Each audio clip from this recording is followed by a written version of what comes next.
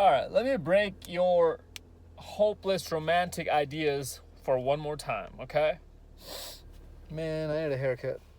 My hairline is all kind of messed up. I'm gonna go to my barber tomorrow, actually. Now that I think about it.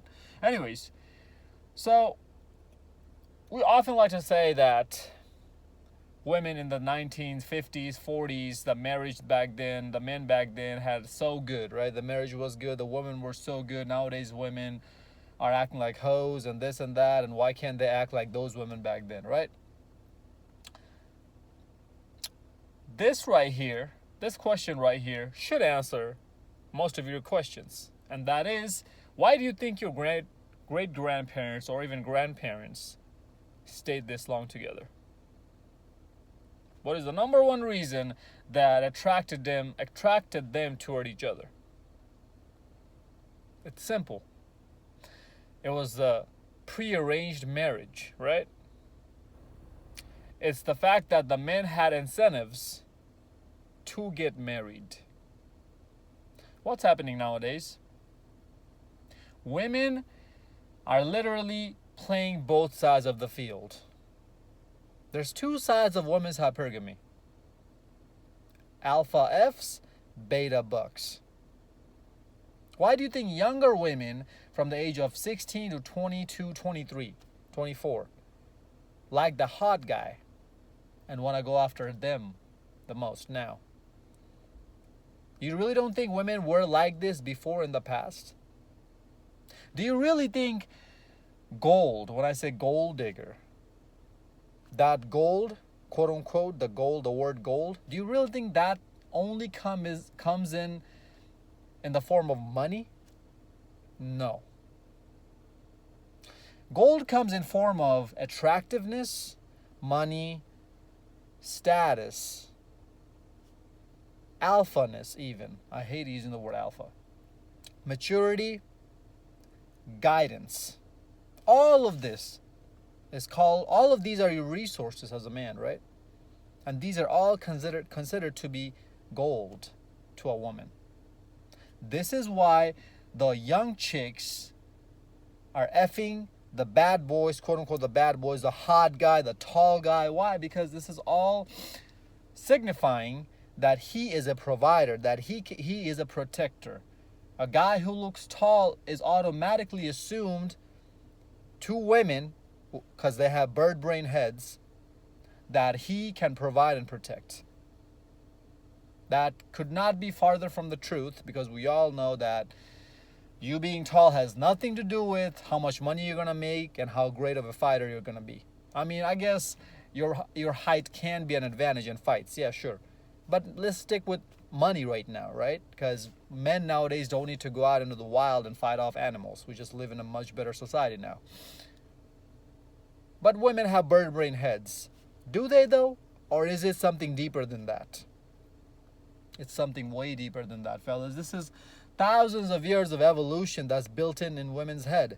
Why do men want to just sleep with everything that walks around, that moves around us, instead of finding the quote unquote the hottest woman? We're happy with the mediocre looking woman who's loyal to us, right? And submissive to us. Am I lying? No, I'm not. Why? But why is it that women have to go after the best looking thing or the best thing that's walking in the face of this planet? Because it is thousands of years of hard wiring. Women could not survive without the best man. While all men needed to do is spread his seed. That was his first and foremost need, is to fuck. Sex is literally one of the key elements to survive. This is not a leisure. This is a necessity for human beings to survive. Sex, food, and shelter / protection is the three major things that every single human being needs to survive. I didn't make this up. I got this from a psychology book. Go do your research. So these guys that are portraying these dominant physical traits are desired by younger women, because younger women don't know any better that there's the other side of female hypergamy that exists, and that side is beta bucks. The financial side of it. Those women have not gotten to that state of needing money as much. But you best believe it that that's also a form of gold she's seeking out from men. So yes, she is also a gold digger. Just because she doesn't want money from a guy doesn't mean that she's not a gold digger. Your grandparents, the reason why I brought them up, got together because the marriage was prearranged, that your grandpa is going to be providing for her while she is going to be serving him and the family and raising his seed, his children, and gave him consistent sex. So he had plenty of incentives to go ahead and get married. Your grandma was attracted to what he was first before who he was first. I'm going to say that one more time. Your grandma, your great-grandma was attracted to what he was first, and then later who he was. If he wasn't a protector and a provider, you best believe it, there is no incentive for your grandma to go into his world. There's nothing that would have made your grandma stick with him. Now comes the question, what about my grandpa when he lost his job and my grandma stuck with him? Or my grandpa when he got sick, my grandma stuck with him even though he wasn't being able to make any money. What about that side, Zeke? There's so many couples out there, so many examples out there we've heard in this world. Yes, but what did those exact couples need in the first place to get together? They needed for her to see what he can give to her, and then later came who he was. That means that her gold digging side, her hypergamous nature, her hypergamous needs needed to be met before she was able to fall in love with your grandpa. And once she falls in love with a man, yes, she will support him through thick and thin. That you guys like to feel and talk about this fairy tale bullshit all the damn time. But if that hypergamous side never meets in the first place, there's no such thing that she's just going to give everything, that she's going to give all of her to him without seeing that this guy has potential. And you best believe your grandpa and your great-grandpa wasn't in that boat forever. He worked his ass off to get out of bed and to start making more money. Of course, freaking course, married men are going to be making more money than single men, as they like to throw that shaming tactic at us, right? At us, meaning us single men. That, your married counterpart makes a lot more. Of course he makes more money than me, because he has to. If he didn't, he wouldn't be married. His wife wouldn't pick him because her hypergamous need wouldn't have been met to get into the marriage, to get into the wedding. And he has to keep making money because he has to provide for the family. He has more mouths to feed, more bills to pay. So yes, he has to make more money. Nobody wants to talk about the net income though. They always want to talk about the gross income. The net income is how much you have left at the end of the year after you go through all your expenses. I promise you, those two numbers of single guys versus married guys, the net income is pretty much the same or pretty close. Nobody wants to talk about that, huh? So, and as I said, yes, let me finish that point real quick. After she comes into your program, seeing that her hypergamous need would be met, meaning that her gold digging requirements have been met. And fellas, a gold digger is not anybody who likes excessive amount of money. It's all women are gold diggers. They just seek out different forms of gold. And it all goes to their survival-based instincts, which came from thousands of years of evolution. This does not mean women are bad. This means they're survivalists. And being a gold digger is her freaking nature, and you have to get it through your thick damn skull before you jump into this trap of love and romance and it should be about love, it's not about money. Oh, really, bitch? then why aren't you marrying the sandwich artist from Subway? Why are we hearing there's no economically attractive men left anymore to marry? Why is that term being thrown around in the media? If it was all about love and rainbows and sunshine and roller coaster and all this bullshit, you're contradicting your own two damn points right here. Oh, well, women don't need men's money anymore. They make their own money. What money?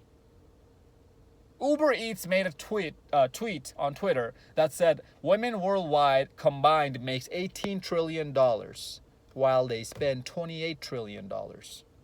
That right there should answer your question. That women are freaking broke out here. And we all know women don't go into STEM. So that inevitably means she's making no more than 40, 50 grand a year. And in this freaking economy, to make 40, 50 grand a year is chump change.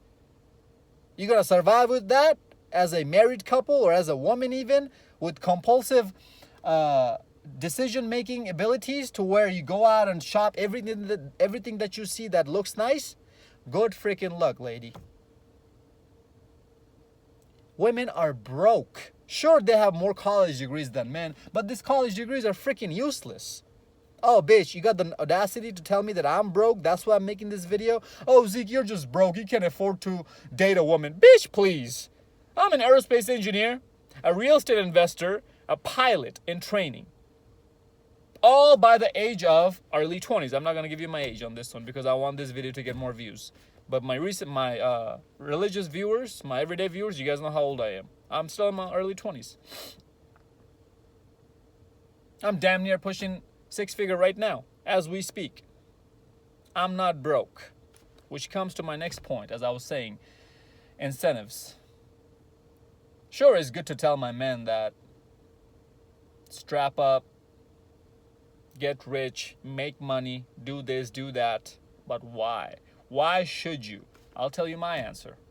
Because I want to be rich as fuck, having a very easy life when I'm in my 40s and 50s, sipping on my mimosas, sitting by the beach, fingering my 2 babes next to me.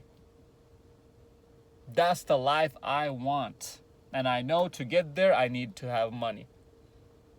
I am not advocating anybody, including myself, to get married in this marketplace. Marriage is not the ultimate happy life solution. I promise you, nowadays it is not, because men don't have that incentive that your great grandparents and great grandpa and grandpa had. Today's men don't have that incentive to get married. The laws are fucked up against you. The women want to live the best of both worlds, meaning that she wants to fuck the alphas when she's young, turn around and marry the betas when she's quote unquote washed up and hit the wall. Nothing boils my blood more than seeing that a man went through his late 20s, early 20s, his grinding years to get to where he's at by sacrificing blood, sweat, and tears and coming out and marrying a slut. And letting a slut enjoy his labor, of his fruit, of his hard work. The fruits of his labor. Nothing boils my blood more than that when I see that this bitch just won at life at easy mode. She had to do nothing but sit there, open her legs up, live the best world when she was in college, because she was sponsored by the man in college, her father, Big Daddy government, whatever, turns around, finds a rich man who's quote-unquote looked at as a beta because she's not that attracted to him. Do you really think most wives are attracted to their husbands? Fuck no.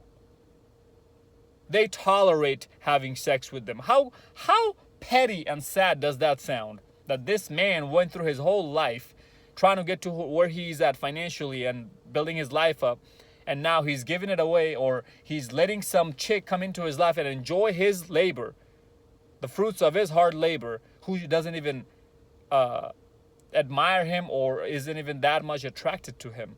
In the back of her head, she's thinking about the times she was getting plowed down in college every time he's on top of her, so it becomes a little bit more tolerable for her to go through the whole act, the 5.5 minutes, till he busts. Nothing boils my blood than hearing that story. That's why I will never advise you to get married. She wants to live the best of both worlds. Why can't you? Well, you can't really live the best of both worlds, but you can at least live the best of one world, which is the rest of your life after the age of 40, which is the next half of your life, because you grinded the first half of your life. It is not in our biological incentive to only fuck one woman for the rest of our lives. Ask that to the married man.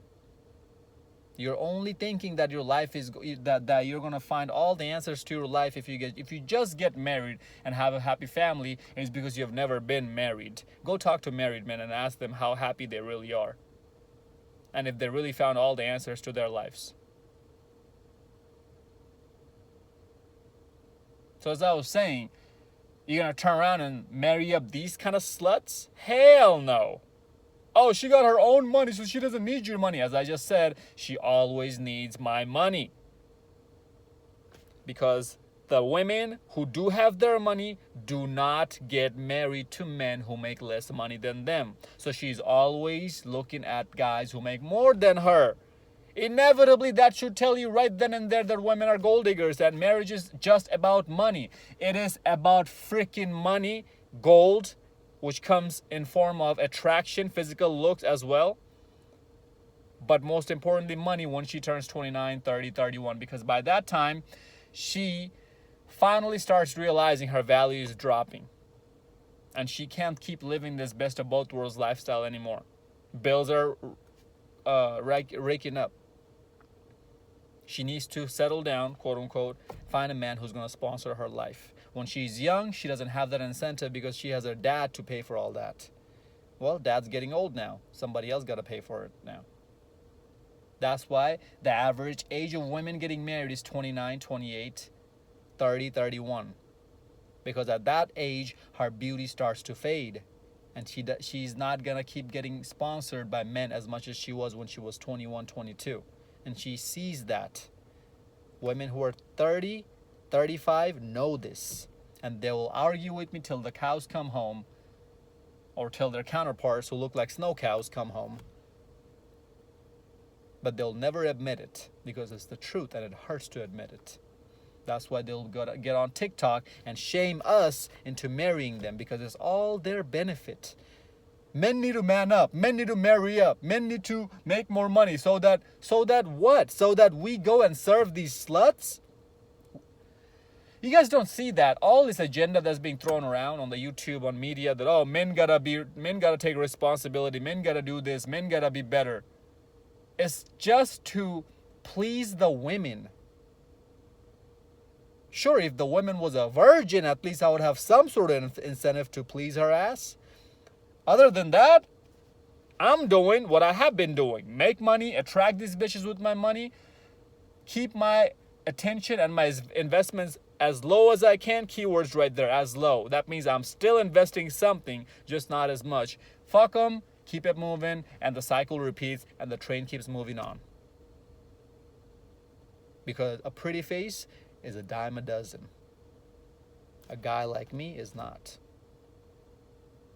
So what do you take out of this video? You have to answer that to yourself. The question you should be asking is, what do you want out of life? I already told you what I want out of my life. Because I'm attracted to that kind of lifestyle. I want to fuck till the day I die. I want to fuck different booty till the day I die. And I know that the only way I can do that if my lifestyle is set like that, if my lifestyle is attractive, if I have money to attract women. That inevitably again tells you that they're gold diggers. That doesn't make him a bad person. It just makes him who they are. I'm going to upload this video over and over again throughout my channel, giving it different titles. Why the hell would men go to colleges when colleges are incentivizing dumbass college degrees that women are bragging about? Oh, we got 2/3 of all the college degrees now. Bitch, you also got 2/3 of the goddamn national debt.